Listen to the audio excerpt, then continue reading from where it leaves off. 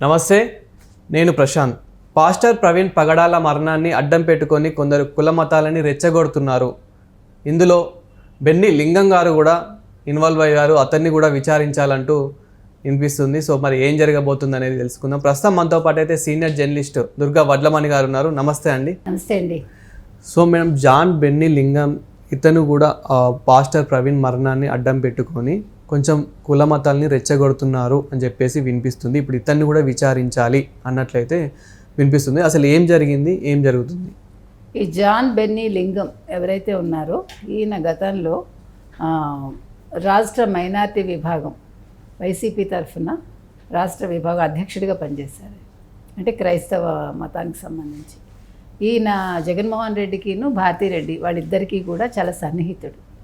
ఈయన మన పాస్టర్ ప్రవీణ్ మరణించాక ఆయన మృతదేహానికి రాజమహేంద్రవరంలో పోస్ట్ మార్టం జరుగుతూ ఉంటే బయట చాలామంది ఫాదర్లు ఉన్నారు, తర్వాత చాలామంది క్రైస్తవులు వచ్చారు, తర్వాత చర్చిలకు సంబంధించిన వాళ్ళందరూ కూడా వచ్చి ఉన్నారు. వాళ్ళందరూ కూడా శాంతియుతంగానే ఉన్నారు. ఈయన మాత్రం చాలా రెచ్చిపోయి మాట్లాడాడు. ఏం మాట్లాడాడో ఒక్కసారి విందాం. ఒక్క క్షణం బైబిల్ని పక్కన పెడితే ఓచకోతకొస్తాం, మమ్మల్ని కెలకొద్దు, మేము మంచివాళ్ళం కాదు, మూర్ఖులం, మాతో పెట్టుకోవద్దు. ఖబర్దార్, మేము కన్నెర్ర చేస్తే మీరు ఎక్కడుంటారో ఆలోచించుకోండి. మా దగ్గర యుద్ధం చేసే గుంపులు ఉన్నాయి, ఎంతకైనా తెగిస్తాం. ఇది జాన్ బెన్నీ లింగం గారు మాట్లాడిన మాటలు ఆ రోజు. ఇక్కడ నార్మల్గా మనం చూస్తూ ఉన్నాం, ఈ సంఘటన జరిగినప్పటి నుండి పాస్టర్లంతా శాంతిపరులు, అసలు క్రిస్టియన్స్కి కోపం అనేది రాదు, చాలా మంచి వాళ్ళు అంటూ అసలు తాగరు, ఇలాంటి మాటలు చెప్తూ ఉన్నారు. సో మరి బెన్నీ లింగం గారు మాట్లాడింది ఏ విధంగా మనం తీసుకోవచ్చు? అదే చెప్తున్నా. నిజమైన క్రైస్తవులు అయితే మీరు చెప్పిన లక్షణాలన్నీ ఉంటాయి. తాగరు మనకు అనవసరం అండి, మనకు తెలియదు, వద్దు కూడా టాపిక్. ప్రవీణ్ పగడాలు తాగే కదా చనిపోయారు, కాబట్టి దాని గురించి ప్రస్తావన మనకు అనవసరం. వాళ్ళ భార్య ఎవరైతే ఉన్నారో జెస్సికా గారు కూడా వాళ్ళందరికీ కూడా చెప్పారు, మీరు దీన్ని పెద్ద ఇష్యూ చేయొద్దు, దయచేసి మీ అందరికీ కూడా నాకు సపోర్ట్ చేసినందుకు కృతజ్ఞతలు, కానీ ప్రభుత్వం మీద నాకు నమ్మకం ఉంది, విశ్వాసం ఉంది, ప్రభుత్వం దీని మీద లోతైన దర్యాప్తు జరుపుతోంది, ఈ సమయంలో మీరు ఎవరూ మాట్లాడకండి అని ఆవిడ ఒక వీడియో రిలీజ్ చేశారు. చేయకముందు, ఇది చేశాక చేయకముందా అని కాదు, కానీ ఇలాంటి మత విద్వేష ప్రసంగాలు చేయడం ఎంతవరకు సబబు. ఇతను గతంలో కూడా అంటే చంద్రబాబు గారి మీద, పవన్ కళ్యాణ్ మీద, అందరి మీద చాలా విమర్శలు చేశాడు ఆయన. ఎలక్షన్స్ టైంలో అయితే ఆయన పిచ్చి కుక్క చంద్రబాబు, మీరెవరూ కూడా ఆయన ఓటు వేయకండి అంటూ ప్రచారం చేశాడు. మీకు అప్పుడు ఏం మాట్లాడారో విందాం మనం ఒక్కసారి.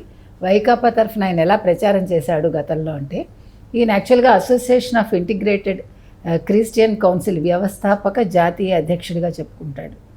ఈయన యాక్చువల్గా వైకాపా కార్యకర్త జాన్ బెన్నీ లింగం. 2024 ఎన్నికల్లో ఈయన చాలా నియోజకవర్గాల్లో వైకాపా అభ్యర్థుల తరఫున ప్రచారంలో కూడా పాల్గొన్నారు. దైవ సేవకులం ఆత్మీయ సమ్మేళనాల పేరిట ఎక్కడికక్కడ ఆయన సమావేశాల్లో పాల్గొని క్రైస్తవులంతా జగన్మోహన్ రెడ్డికి మద్దతు ఇవ్వాలంటూ ఆయన ప్రసంగం చేయడం జరిగింది. జగన్మోహన్ రెడ్డి సతీమణి వైఎస్ భారతీరెడ్డి గారు కూడా ఆవిడ పర్యటించారు కదా పులివెందుల్లో ఎన్నికల ప్రచారంలో, అప్పుడు ఈయన కూడా ఉన్నారు. తర్వాత చంద్రబాబు పిచ్చి కుక్క, రాష్ట్రం నుంచి బహిష్కరించాలి అంటూ వైకాపా హయాంలో జాన్ బెన్నీ లింగం పేటరేగిపోయాడు ఆయన. నాటి ప్రతిపక్ష నేత చంద్రబాబు మీద కూడా చాలా, అంటే ఎప్పుడు కూడా దుర్భాషలాడడం, అంటే తిట్టేవాడు ఆయన.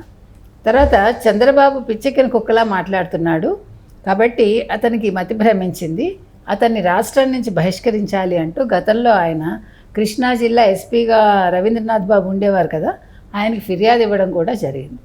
ఆ తర్వాత చాలా రెచ్చగొట్టే ప్రసంగాలు ఎన్నో చేశాడు ఆయన. కూటమి ప్రభుత్వం అధికారంలోకి వచ్చాక ఆయన రాష్ట్రంలో క్రైస్తవులకి భద్రత లేకుండా పోయింది అంటూ ప్రచారం చేస్తున్నాడు. చాలా తప్పు కదండి ఈయన. అంటే ఈ కూటమి ప్రభుత్వం వచ్చాక ఆయన ఏం మొదలుపెట్టాడంటే, క్రైస్తవులకి ఇక్కడ భద్రత లేదు అంటూ మత విద్వేషాలు రేకెత్తించటం, తర్వాత రకరకాల ప్రసంగాలు చేయటం, అంటే హిందువులను దూషించటం, ఈ ప్రభుత్వాన్ని దూషించటం, ప్రభుత్వంలో ఉండే పెద్దలను దూషించటం, ఇదొక పనిగా పెట్టుకున్నాడు. అంటే ఇప్పుడు మతం అనేది వ్యక్తిగతం తప్ప మతాన్ని అడ్డు పెట్టుకుని రాజకీయాలు చేయమని ఎక్కడా లేదు. పాస్టర్ ప్రవీణ్ మరణం ఏం జరిగింది, ఎలా జరిగింది, మనకి సీసీటీవీ ఫుటేజ్లు వచ్చాయి, మనకి పోస్ట్ మార్టం రిపోర్ట్ రావాలి. పోస్ట్ మార్టం రిపోర్ట్ అనేది ప్రభుత్వం రిలీజ్ చేయడం కాదు, వాళ్ళ ఫ్యామిలీ కూడా ఒప్పుకోవాలి. దేనికైనా వాళ్ళ ఫ్యామిలీ ఒప్పుకుంటేనే కదండి ఏ విషయమైనా ప్రభుత్వం బయట పెడుతుంది. సో వాళ్ళ భార్య కావచ్చు, అంటే పాస్టర్ ప్రవీణ్ పగడాల గారి భార్య కావచ్చు, పిల్లలు కావచ్చు, వాళ్ళు ఏం చెప్తే అది ప్రభుత్వం ఆచరిస్తుంది తప్ప ప్రభుత్వం ఎటువంటి నిర్ణయం తీసుకోదు. వాళ్ళ పని ఏంటి, దర్యాప్తు చేశారు, చాలా లోతైన పరిశోధన అయితే జరిగింది. 200కు పైగా సీసీటీవీ కెమెరాలు ఫుటేజ్ అంతా పరిశీలించారంటే 300 కెమెరాల దాకా.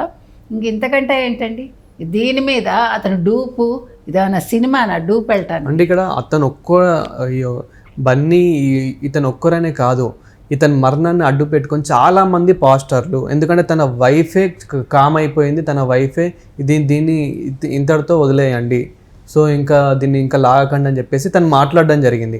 అయినప్పటికీ కొందరు పాస్టర్లు మాత్రం ఇంకా రెచ్చిపోయేలాగా మాట్లాడుతూ ఉన్నారు, రెచ్చగొట్టేలాగా మాట్లాడుతూ ఉన్నారు. సో దీని మీద మీరేమంటారు? అంటే దీన్ని బట్టి మీకు అర్థమవుతుంది కదా, ఈ స్క్రిప్ట్ అంతా ఎవరిచ్చుంటారు, స్క్రిప్ట్లు అంతా ఎవరిస్తారు?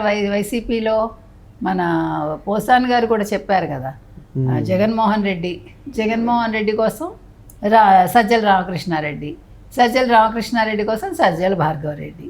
ఎందుకంటే ఇప్పుడు వీళ్ళే కదా స్క్రిప్ట్లు పంపించేది. లేదంటే భారతీరెడ్డి పంపించాలి, లేదు సాక్షి నుంచి రావాలి. అది కూడా చెప్పాడు కదా పోసాని, ప్రెస్ మీట్లు పెట్టాలంటే సాక్షి మీడియా నుంచి వస్తాయి, సాక్షి మీడియా నుంచి ఫుటేజ్ వస్తుంది, తర్వాత స్క్రిప్ట్ వస్తుంది, వీడియోలు వస్తాయి, ఫోటోలు వస్తాయి, అన్నీ వస్తాయి. అదే మామూలుగా బూతులు తిట్టాలంటే సజ్జల రామకృష్ణారెడ్డి దగ్గర నుంచి వస్తుంది. సో ఈయన రెచ్చిపోతున్నాడు, ఇంత మత విద్వేషాలు రేకెత్తించాలని చూస్తున్నాడు అంటే ఖచ్చితంగా దీని వెనకాల జగన్మోహన్ రెడ్డి కావచ్చు, భారతీరెడ్డి కావచ్చు, మొత్తం సజ్జల రామకృష్ణారెడ్డి కావచ్చు, వైసీపీలోని కొంతమంది పెద్దలందరి హస్తం కూడా ఉందని మనం క్లియర్ కట్గా చెప్పచ్చు. ముఖ్యంగా జగన్మోహన్ రెడ్డికి, ఎందుకంటే జగన్మోహన్ రెడ్డికి ఇవాళ ప్రజల్లోకి వచ్చే అవకాశం లేదు. ఆయన ఇప్పుడు 10 నెలలు అయిపోతుంది, ప్రజల్లోకి రాలేకపోయారు, నియోజకవర్గాల్లోకి అడుగు పెట్టలేకపోతున్నాడు, నియోజకవర్గాల్లో ఆయన ఒంటరిగా తిరగలేరు. కాబట్టి ఏం చేయాలి, ఏదో ఒక గందరగోళం సృష్టించాలి. ఈ ప్రభుత్వం వచ్చిన 1 నెలకే ఢిల్లీ వెళ్ళి ప్రెస్ మీట్ పెట్టి చాలా గందరగోళం చేయడానికి చూశాడు, కానీ ఎక్కడా కూడా ఆయన వివరాలు ఇవ్వలేకపోయాడు. ఆయన ఆ పేర్లు ఇవ్వండి, లిస్ట్ ఇవ్వండి అంటే నేషనల్ మీడియా అడిగితే కూడా ఇవ్వలేకపోయాడు ఆయన.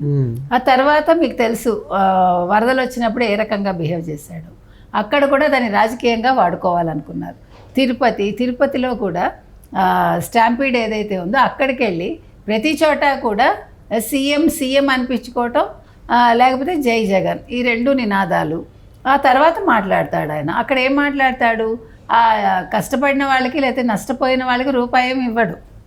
ఎంతసేపు చంద్రబాబుని తిట్టడం, లోకేష్ని తిట్టడం, లేకపోతే పవన్ కళ్యాణ్ని తిట్టడం, ఈ ప్రభుత్వాన్ని బర్తరఫ్ చేయాలి, లేదు ప్రెసిడెంట్ పాలన పెట్టాలి, ఇంతే మాట్లాడతారు. ఇవన్నీ కూడా జరగట్లేదు. మరో పక్క ఏం జరిగింది, మొన్న లావు శ్రీకృష్ణదేవరాయలతోటి అమిత్ షా భేటీ అయ్యారు లిక్కర్ స్కామ్లో.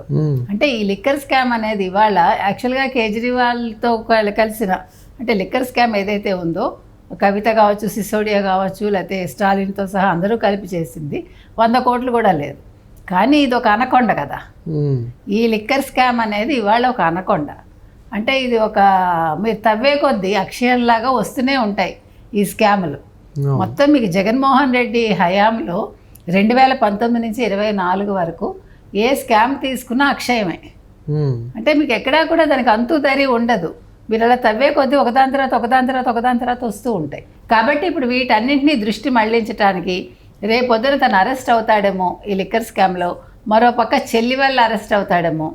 ఎందుకంటే ఇప్పుడు ఆ సరస్వతి పవర్ ప్రాజెక్ట్కి సంబంధించి షేర్స్ ఏవైతే ఆవిడకి ఇచ్చారో అలా బదిలీ చేయకూడదు ఈడీ దగ్గర కేసు ఉన్నప్పుడు. ఇప్పుడు ఆ బదిలీ చేయటం వల్ల ఈయన బెయిల్ రద్దయిపోతే ఈయన అరెస్ట్ అవుతారు. సో ఇవన్నీ దృష్టిలో పెట్టుకుని మత కల్లోలాలు రేకెత్తిస్తే అప్పుడు రాష్ట్రంలో గందరగోళాలు నెలకొని ఈ ప్రభుత్వం పడిపోతుంది.